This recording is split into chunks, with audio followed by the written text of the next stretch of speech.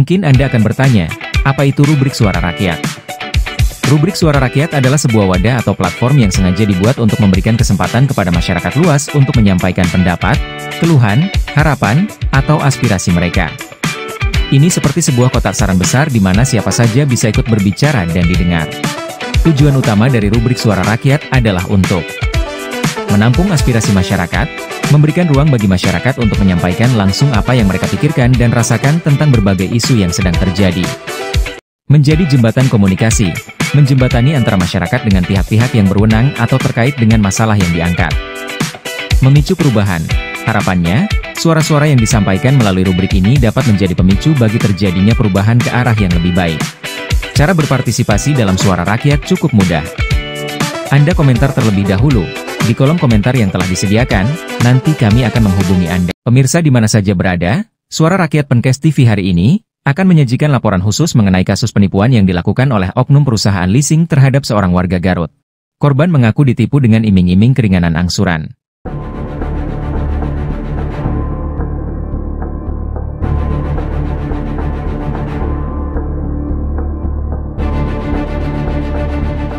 Suprijal, warga Desa Simpen Kidul, Kecamatan Limbangan, Garut, menjadi korban penarikan mobil secara paksa oleh pihak PT Mandiri Utama Cabang Kota Bandung II, Bandung Timur, yang beralamat Komplek Ruko Poin Blok A5 nomor 12 Bandung. Kejadian dan keluhan yang terekam dalam video menunjukkan adanya dugaan tindakan penipuan muslihat dan perampasan yang dilakukan oleh pihak leasing. Dalam pengaduannya, jelas terdengar bagaimana petugas leasing dengan licik mengiming-imingi adanya program keringanan angsuran untuk kemudian menarik paksa mobil Daihatsu Terios milik Suprijal. Tindakan ini merupakan bentuk penipuan yang sangat tercela. Inilah kronologis kejadiannya. Kronologis awal kan si pihak debitur kan mempunyai tunggakan 3 bulan jalan. Ya. Itu saat pertama ya, 3 bulan jalan kepada Mandiri Utama Finance yang ada di Cibiru, itu kan yang diterikan. Ya.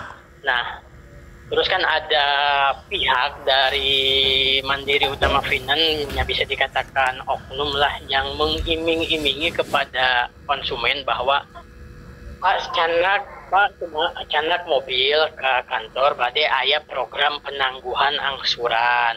Nah, harus dibawa mobil ke kantor. Nah, dengan lobby-lobby dan lain-lain dibawalah mobil ke kantor oleh keluarga si debitur kepada ke Mandiri. Nah, ketika udah di Mandiri, si mobil tersebut ditarik dengan sepihak atas dasar pemindah tangan, padahal yang nganter mobil ke Mandiri itu adalah kakak kandungnya yang serumah.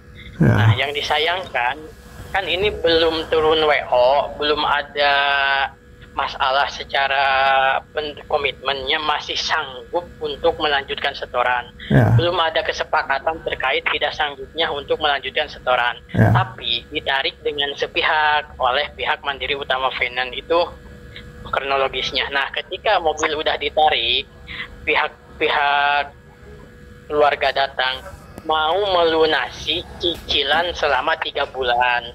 Dengan dalih oleh pihak mobil itu tidak bisa, harus pelunasan semuanya. Padahal kan ini belum WO, belum batal akad kredit, masih ada kontraknya selama yang tahun udah ditentukan. Jadi singkatnya seperti itu, ketika mau melunasan yang 3 bulan tidak bisa dengan alasan mobil dipindah tangankan. Padahal itu masih keluarga serumah adik kakak, gitu padang singkatnya. Nah, ketika pelunasan mau pembayaran 3 bulan nggak bisa, harus pelunasan. Nah, Abi dipertanyakan dasar penarikannya itu dari mana. Itu kan satu. Abi kan mengkonstruksikan hukum bahwa ini ada dasar tipu muslihat. Kenapa? Satu kan diiming-imingi dengan penangguhan oleh pihak oknum Mandiri tersebut. Kedua, ketika pulang mobil ditarik itu tidak diberi ongkos sampai jalan kaki. Wow, gitu. Jadi saha itu namana anu mengimimi nu datang pihak ini hak suruhan dari Mandiri Utama Finance. Di sini itu ada namanya dalam surat dalam surat tuh kontraknya tuh atas nama ada kontrak di sini tuh ada kontrak Ardi.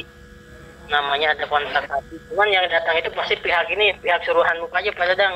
Kemarin kok abis dikejar gak ada, misalnya gak dikeluarin orang tersebut. Nggak nomor di telepon kumaha itu? Ya satu berawal dari via chatting dengan bujukan ada program penangguhan angsuran dari MUP supaya mobil dibawa ke MUP untuk difoto, dilihat nanti program angsuran turun. Nah, ketika udah datang ke MUP si pihak yang punya mobil itu tidak ada program angsuran, malah program penarikan, tidak ada dasar yang jelas. Ya. Ada yang garis besar. Ya. Mandiri itu Mandiri. Mandiri Utama Finance Padang.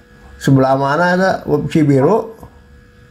Cibiru arah ujung Berung ada Tritan ini kan, ada ya perumahan Tritan itu teh yang ini sebelum Borma. Bisa lagi diambil hanya dengan melunasi tunggakan cicilan, tetapi harus dilunasi seluruhnya.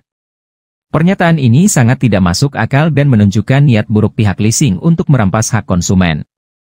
Selain bukti tanda terima penarikan kendaraan, juga dia mempunyai screenshot dari pihak oknum leasing untuk membujuk Suprijal, dan memiliki bukti-bukti setoran setiap bulannya.